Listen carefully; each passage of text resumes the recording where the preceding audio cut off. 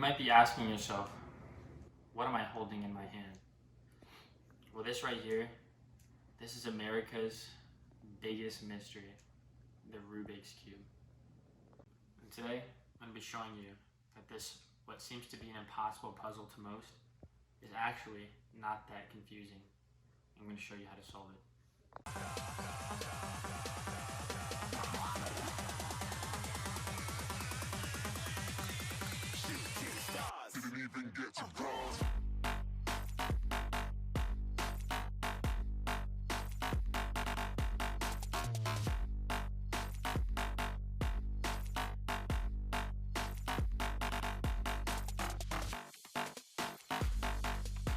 The Rubik's Cube is a 3x3 three-dimensional object, which means that it can rotate in 9 different ways on each singular face. First step here is to always solve what you would call the right cross.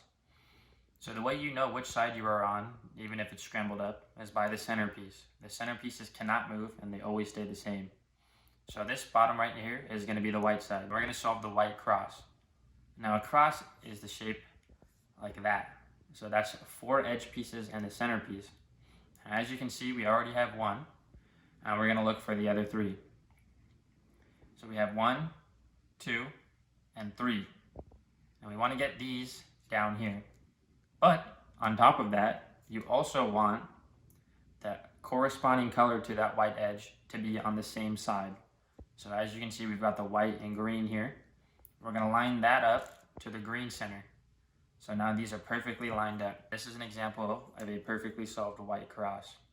We've got all of the 4 edges lined up to the right centerpieces.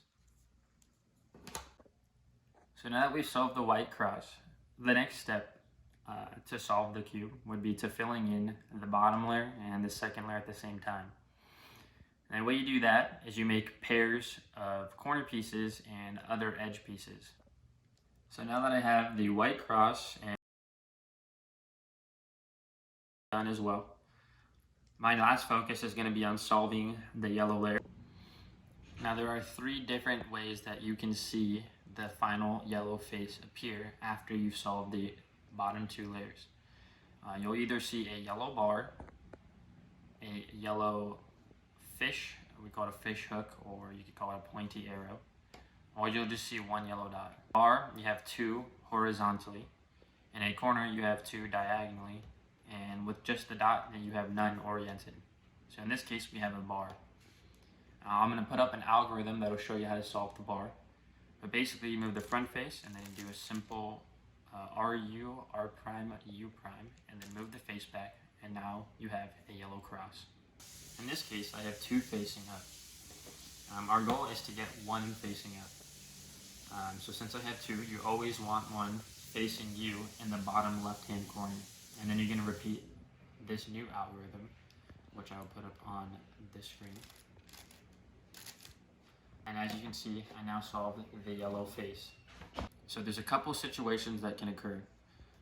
You can have what you would call headlights. A headlight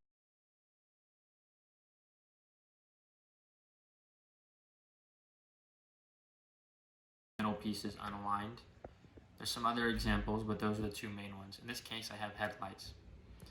Our goal is to get it so only the middle pieces need to be shifted around. If you have headlights, you're going to want to always hold them on the left-hand side of the cube and do this algorithm.